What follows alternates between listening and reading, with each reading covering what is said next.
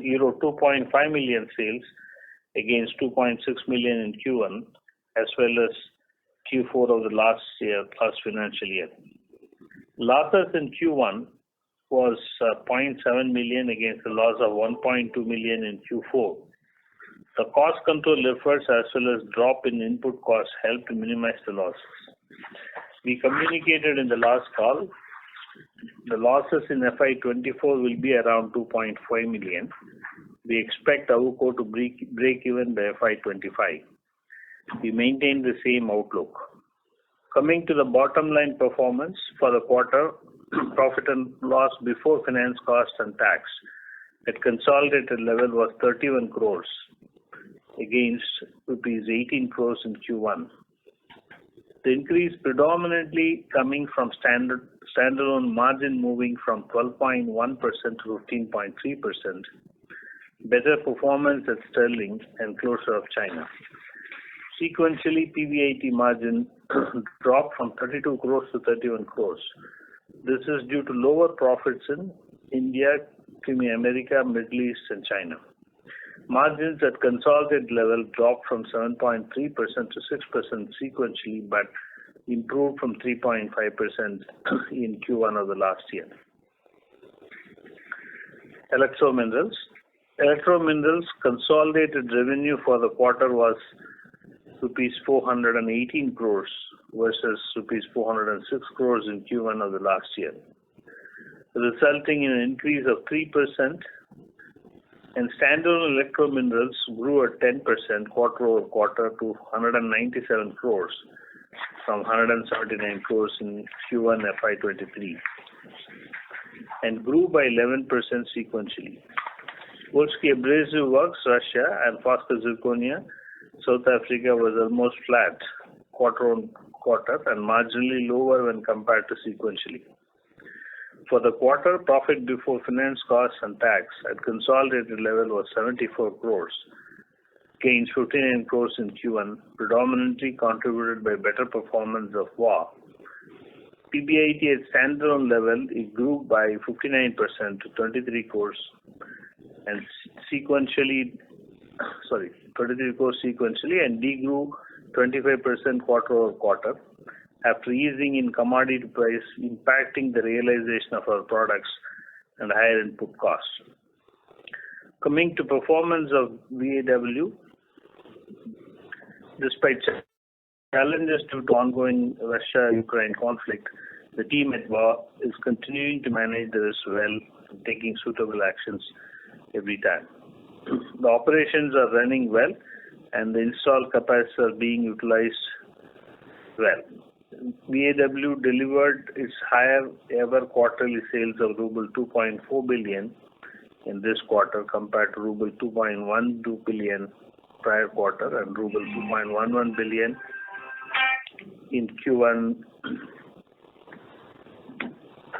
last year. This was mainly on account of higher realization across all three segments as well as weaker ruble against US dollar and euro. They delivered a profit of 417 million ruble, which is again highest in any quarter. Rubles were converted on an average of 1 ruble, which is equivalent to 1.01 INR for this quarter, compared to 1.16 in Q1 in FY23. We would note that the average for FY23 was 1.23. Capacity utilization is normal and they are able to sell more in Russia. The mix towards Russia sales domestically has increased to 60% in first quarter. WA is able to collect all its receivable. They continue to be debt free and outlook remains stable and positive. As far as ceramics business is concerned, ceramics consolidated revenue for the quarter were higher by 18% at 287 crores, as against 243 crores in Q1 of the last year, and sequentially it was 265 crores. Standalone ceramic grew by 19% to 231 crores on quarter-on-quarter basis. on account of strong demand across end-user industries and geographies and grew 9% sequentially. Subsidiaries in Australia and America registered significant growth as well.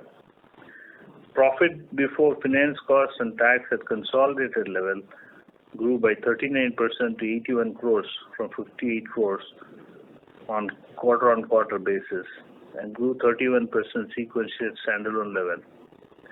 It grew by 38% to rupees 62 crores quarter-on-quarter. This was majorly on account of growth in volume, realization and product mix. There was 58 crores of debt at standalone books and total debt at consolidated basis was at 178 crores compared to 232 crores as of March 23. The debt equity ratio was at 0.06. Cash and cash equivalent including deposits with maturity exceeding 3 months at net of borrowing was 190 crores. I would like to end the opening remarks with a small summary. Performance of the company in Q1 is good. Electrominerals, ceramics and non-retail portion of the abrasives are performing well. Russia and South Africa are doing fine.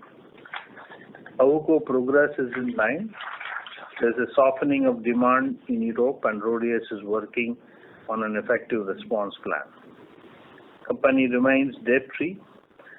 We feel stable standalone growth could be in the range of 15% and consolidated could be in the range of 10%.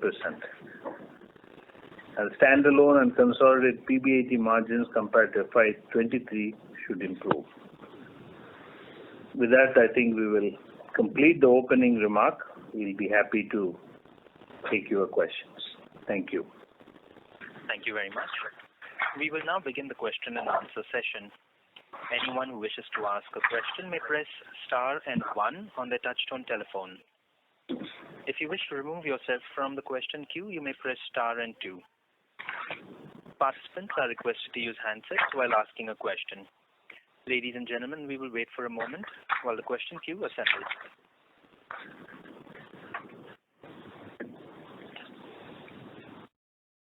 The first question is from the line of Bhumika Nair from DAM Capital, erstwhile IDFC Securities. Please go ahead. Yeah, good afternoon, sir. So my first question is on the abrasive segment on the standalone basis. The demand still continues to remain fairly muted because, the revenues are still at around sub 5% kind of a growth, or just about that. So what is the outlook in the domestic market and how is the competition from the Chinese, which had kind of picked up in the last 6 months? Does that still continue? And that's my first question. Yeah, so I think, as I said, except the retail segment, we are doing fine in rest of the segment and the growth rates are in double digit. We feel the challenge is largely in the retail segment where, there could be some dumping happening from China. And of course, there's going to be a response which will take some time.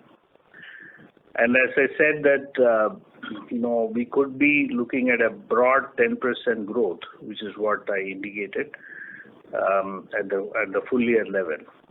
This is, we feel that retail could be flat or slightly lower. This is our current thinking. And our team is putting together a response plan for that.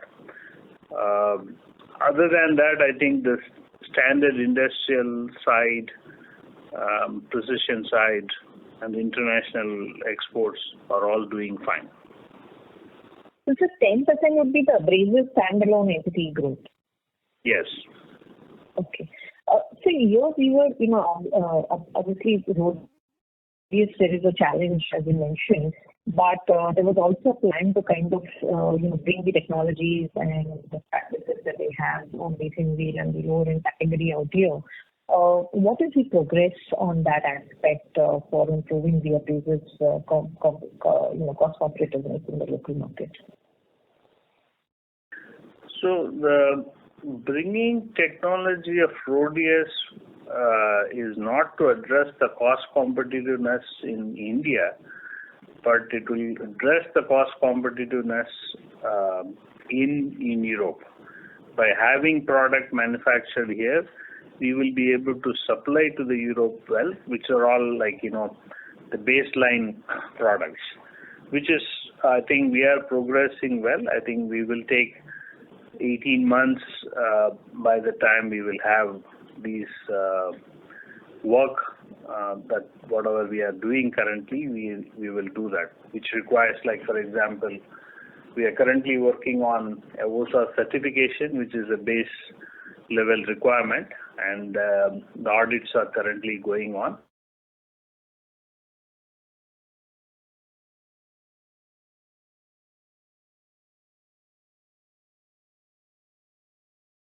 Air quality level, and start supplying to that. So that program is very much on.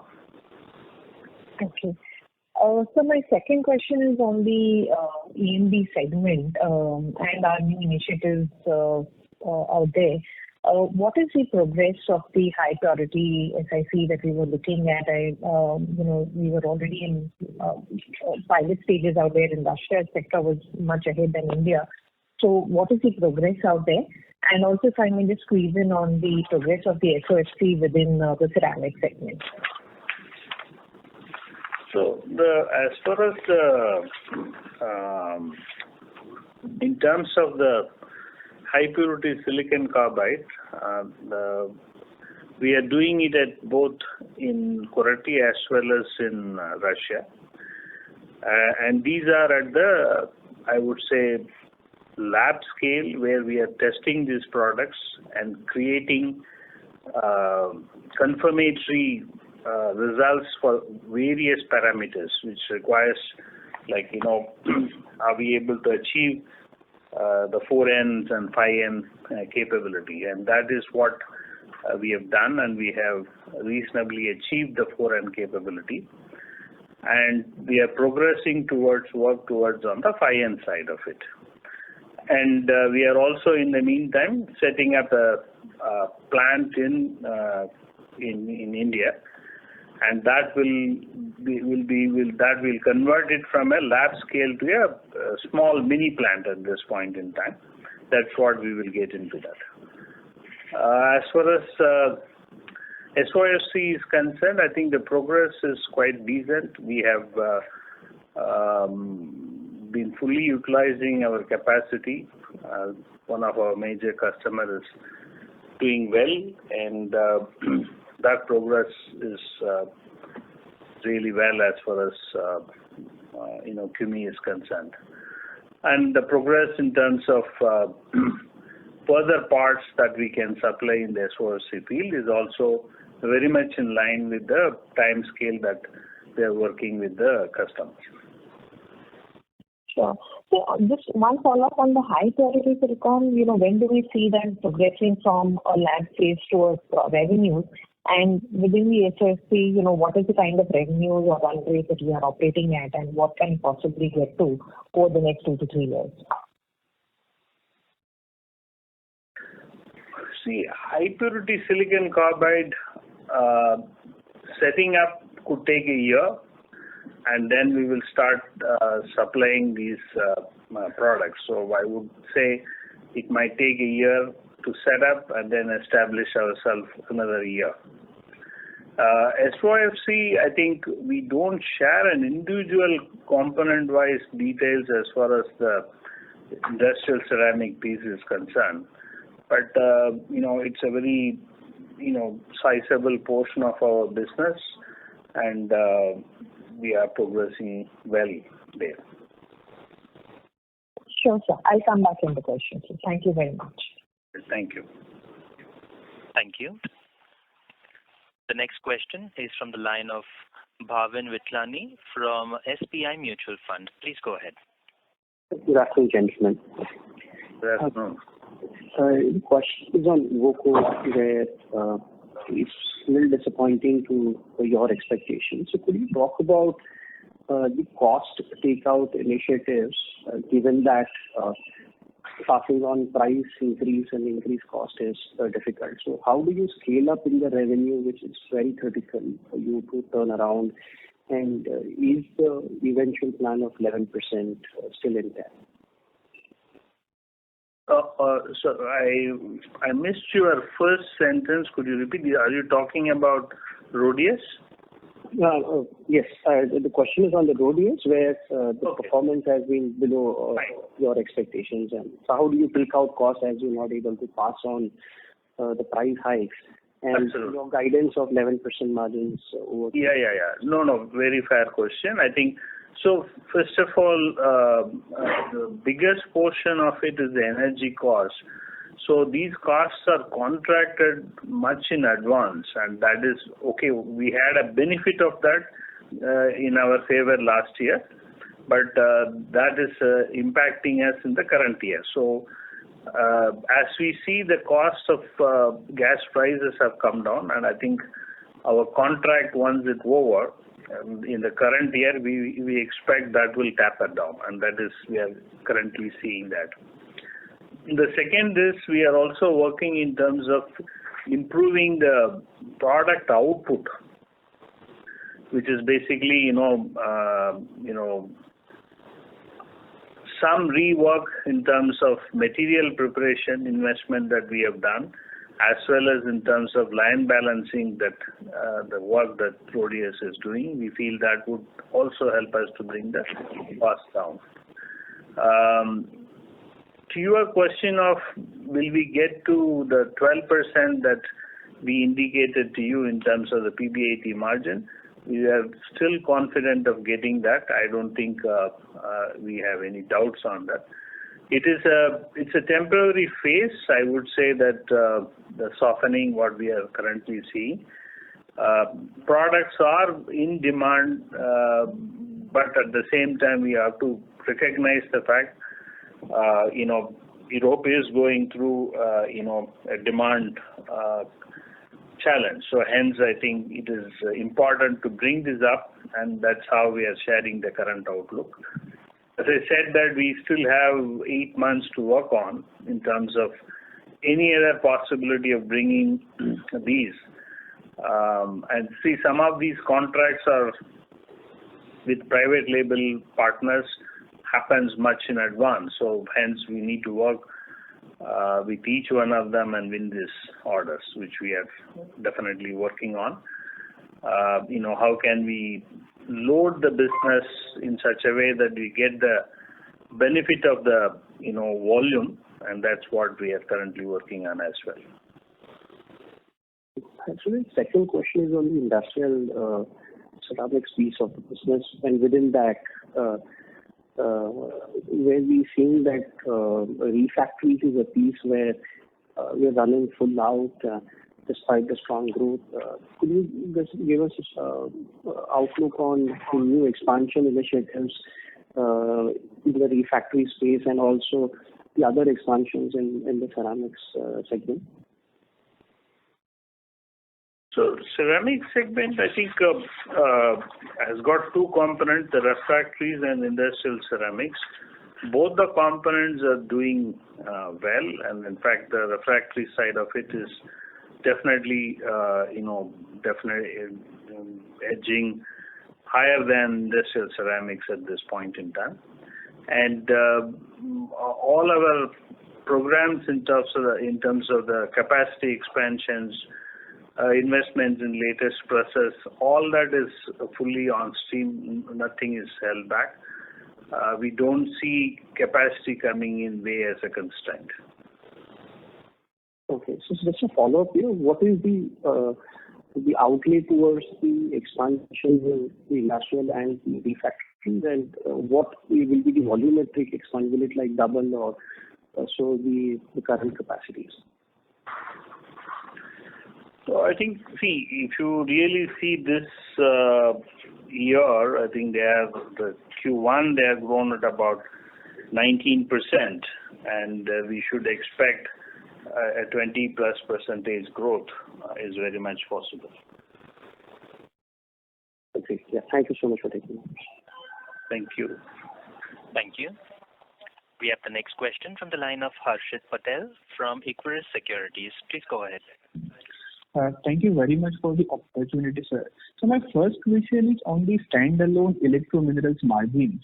We have done 11.6% in the first quarter, which is very much below our guided range of 14 to 15%.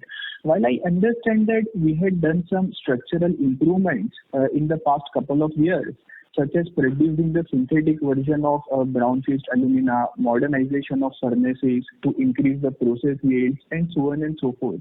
So any specific reasons you would want to call out here? Absolutely. Great observation, and I think largely coming out of the softening of the market, coming basically import from China that is coming in this way. That's the biggest reason for the drop. But we still feel that at a full year level, 13 to 14% we will be looking at as a EBIT margin. That's still our aim. And I think the outlook for the next few quarters, when we went through that, we feel confident about that. So just a follow-up to that, in the VAW Russia, since we are already operating at flat-out capacities, how we are planning to grow over there? Because as I understand, the realizations are coming down, and if we are not able to grow the volumes because of the capacity constraint, then how will we achieve any kind of revenue growth over there? So I think I would look at it in two parts. I'm not sure where you are getting the idea that the realizations are coming down. Average realization in ruble terms is higher. They're able to flux the mix more towards the domestic one. But your observation of the volume growth is a fair observation. But given the market conditions, which is largely a geopolitical issue, we are waiting and watching. We did one cell expansion last year, and I think that is on stream, and that will help us to a bit. But I think we would have wait for things to stabilize before we take the next call. Understood. So my second question is on the standalone abrasives. So the revenues have been stagnant around 280 crores since last 7 quarters now. So you have already mentioned about the heightened competition from Chinese products, especially in the retail counters. So just wanted to check if we have deliberately scaled down a particular product group or a customer set, or is this softness entirely the normalcy coming back to the Chinese imports?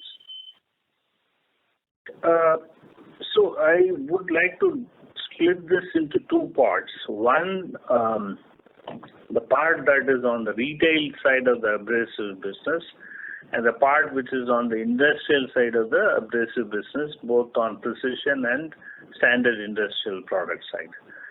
We feel that on the retail side, we see this challenge coming.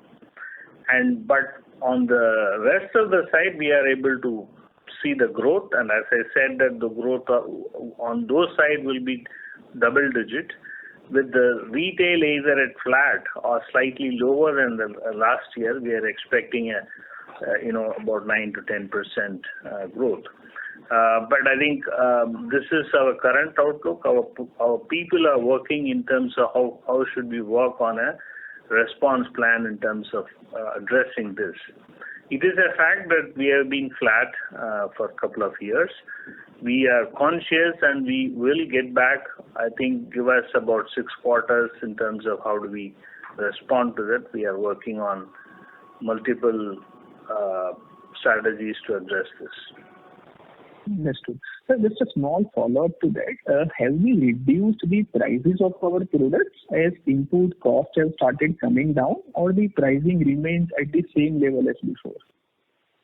So prices are responded based on the market condition, which is, as the input cost is coming down, definitely people expect this, and we are also responding based on the market situation. But at the same time, we are able to improve the margin. If you look at our margin has gone up, and we are in the range of 15.3 or 2.4. Right, sir. Right. Understood, sir. Thank you very much for answering my questions, and all the best. Thank you. Thank you. The next question is from the line of Amit Anwani from Prabhudas Lilladher Private Limited. Please go ahead. Hi, sir. Thank you for taking my question. My first question is on the industrial ceramics. Right, we are seeing a strong growth, and you highlighted at least 20% growth. I just wanted to understand, sir, we have been talking about product advancement here, and largely this business being global in nature. Would like to understand, are we increasing our addressable market with new products in pipeline, if you would highlight like we did for Met Cylinder, and at the same time, if you would like to highlight the contribution from metallized cylinder in industrial ceramics and how the growth has been there?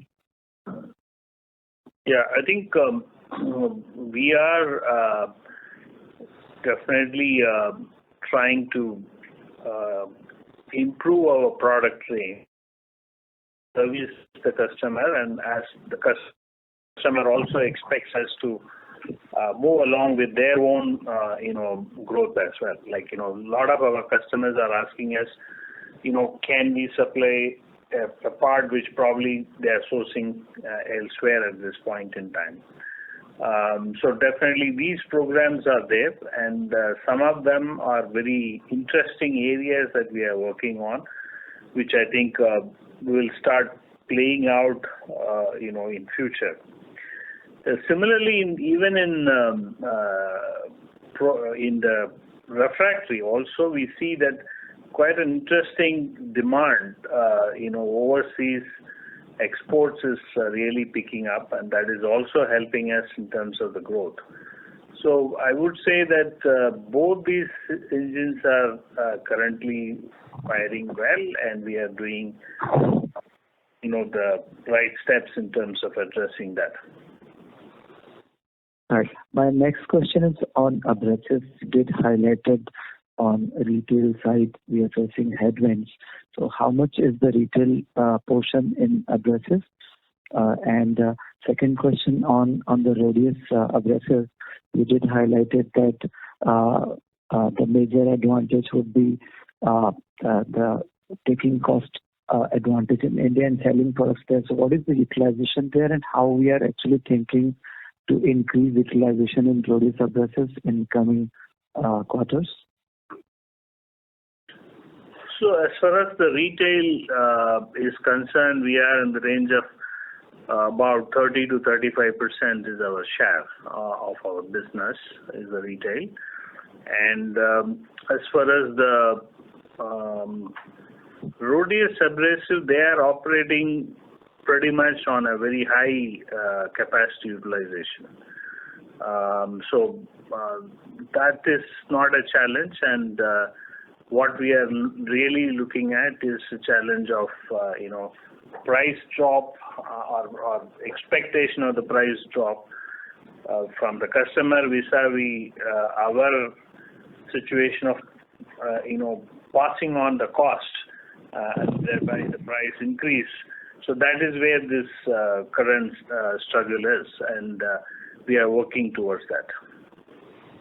Right. My last question, sir, on electrominerals. VAW, we did highlight it in the last quarter. We are already at 85%, and we are witnessing decent growth there. So any thought on capex there, or any outlook you would like to give on the capacities in VAW? No, as I said in the previous question, we are operating at probably to the brim there, and we just added a cell last year, and we will not hesitate adding capacities.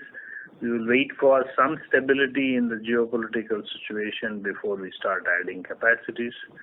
The normal capex programs that we do, besides the silicon carbide in terms of the refractories and abrasives, are all very much on, and that we have made an on-ground investment there. How much is the capacity, sir, in VAW right now?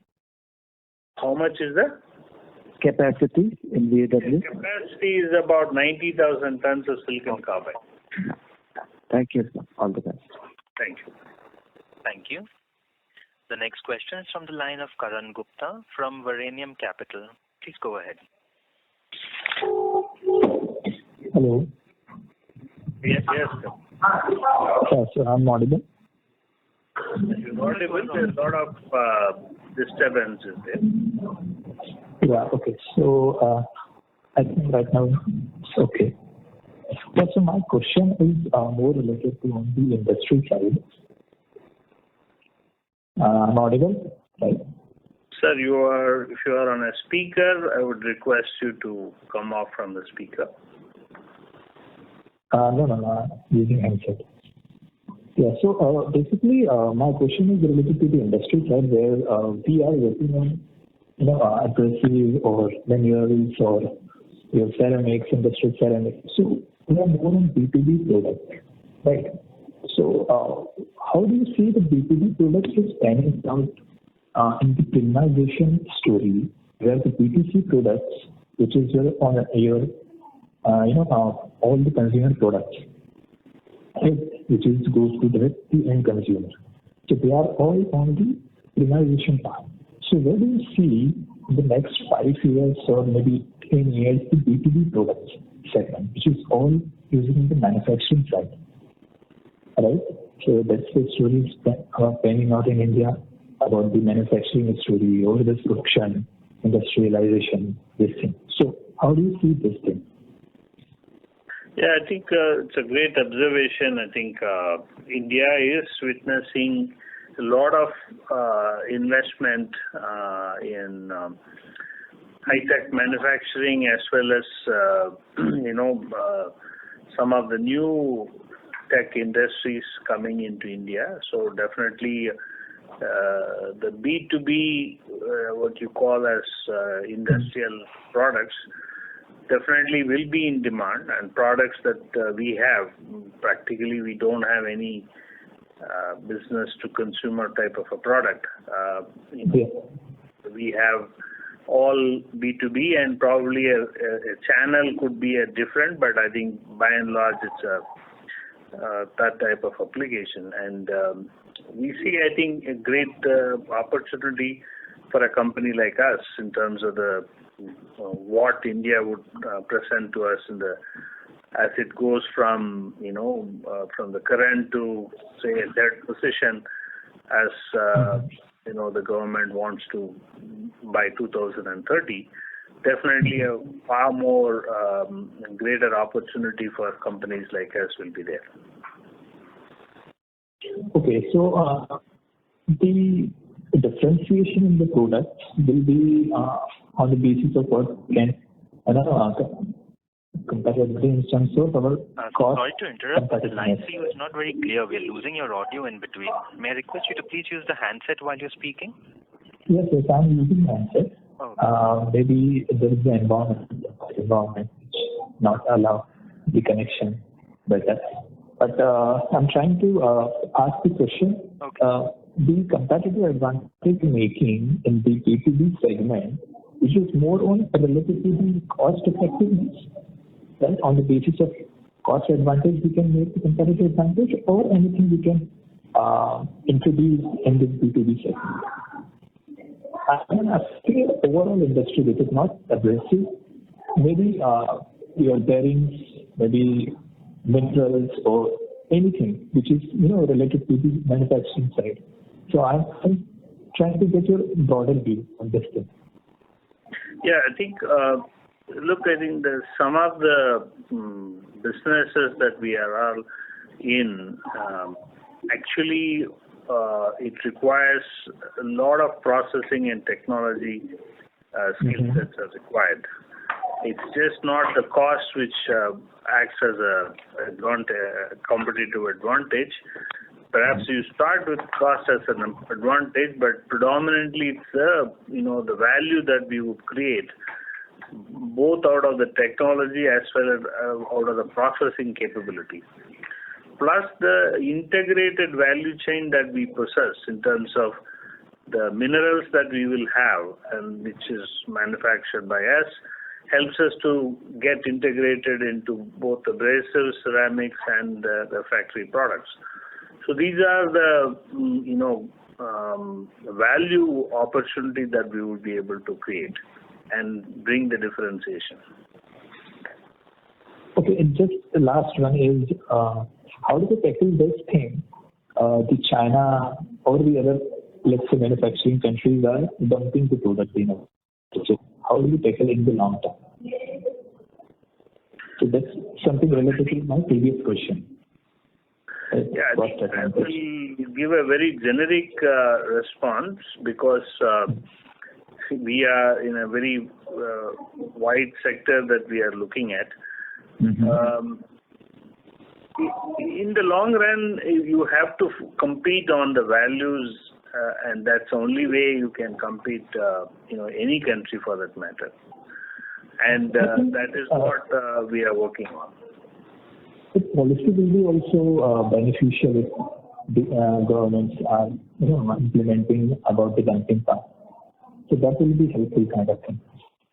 All right. The government should work on taking an active look at the anti-dumping support systems, which is, I think, a very good observation. Okay.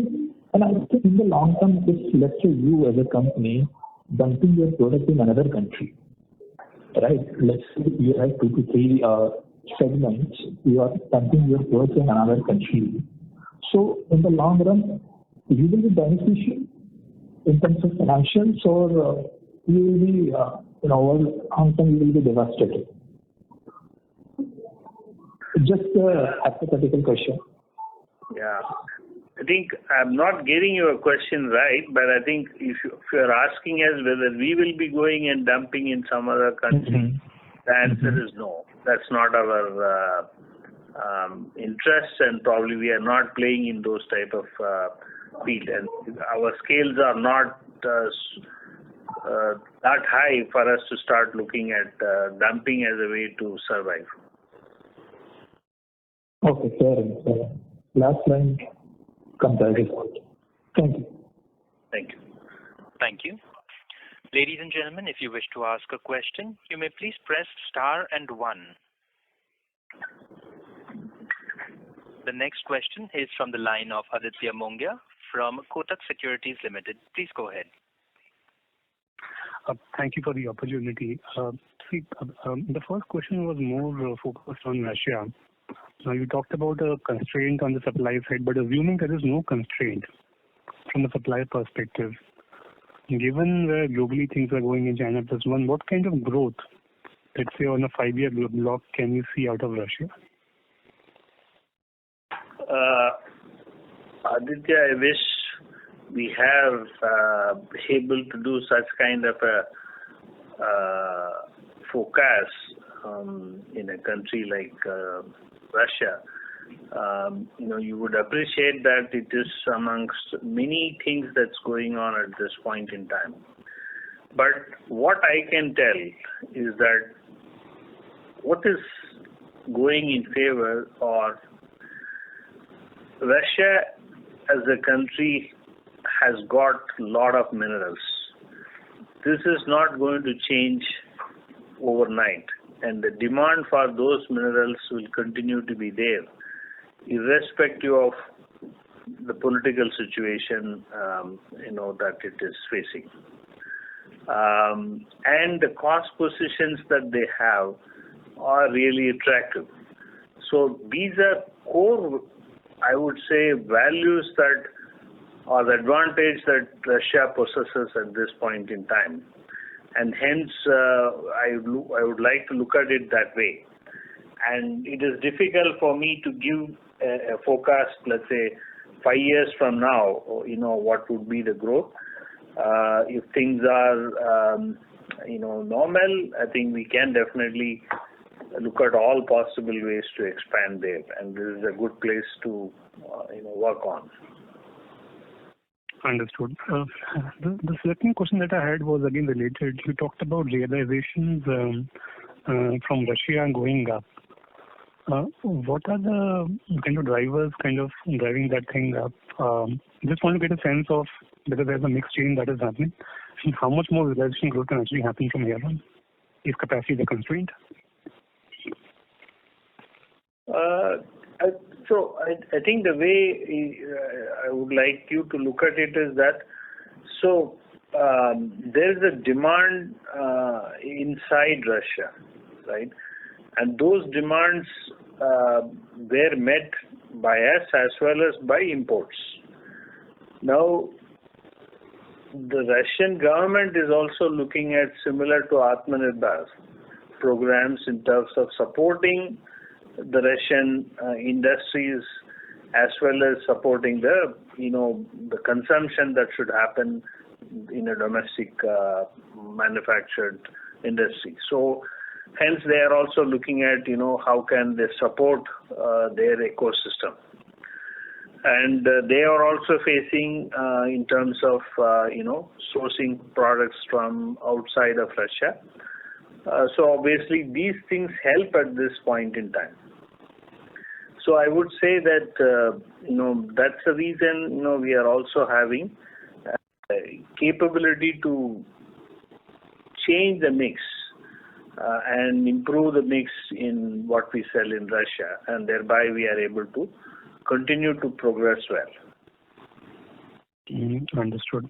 The final question from my side, as in first of all, congratulations for the new role at the company. From the perspective of how you see through the growth happening from here on, how much importance would you be giving to acquisitions from here on? I understand the integrated supply chain and how it kind of feeds inside. Does that make you more open to be doing acquisitions? And if you can give us some sense across segments, that will help us out. Yeah, I think, CUMI has been doing, acquisition, based on the need it had, and, how that acquisition brought value to its existing positions. So I think, if you ask me, I think we will continue that program, and we will continue the program in terms of our core areas. That would be the area that we will look at it. Largely in terms of where it can add value in terms of the technology to support growth in, let's say, industrial ceramics in particular, and similarly some of the growth areas that we would look at it in terms of high performing materials. These are areas where we would look at it. And similarly, we are also looking at how should we revitalize our research setup and improve our capability and bring in, let's say, not short-term objective, but really on a long-term, how CUMI can add value in terms of bringing products, a differentiated product through the research. This is something will be our focus going forward. Understood. Many thanks for your answers. I'll let others ask questions. Thank you. Thank you. Thank you.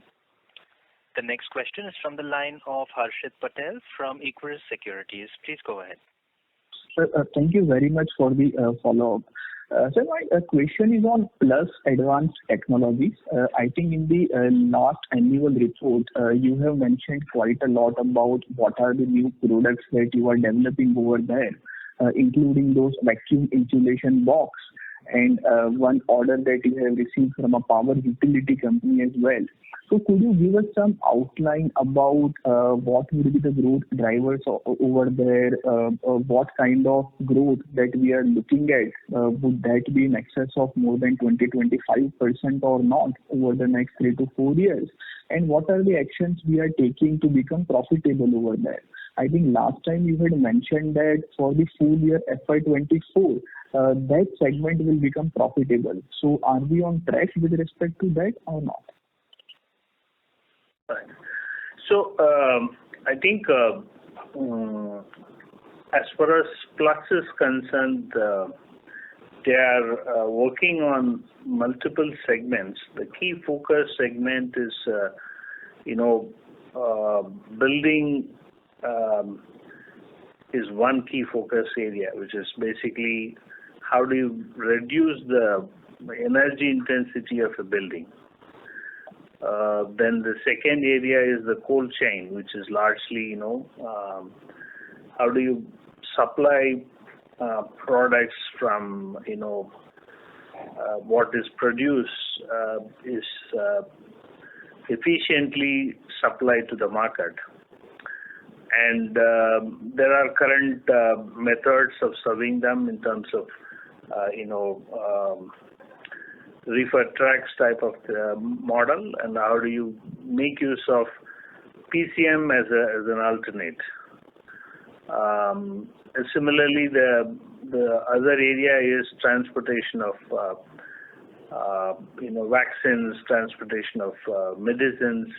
All these areas augur well in terms of the PCM product applications.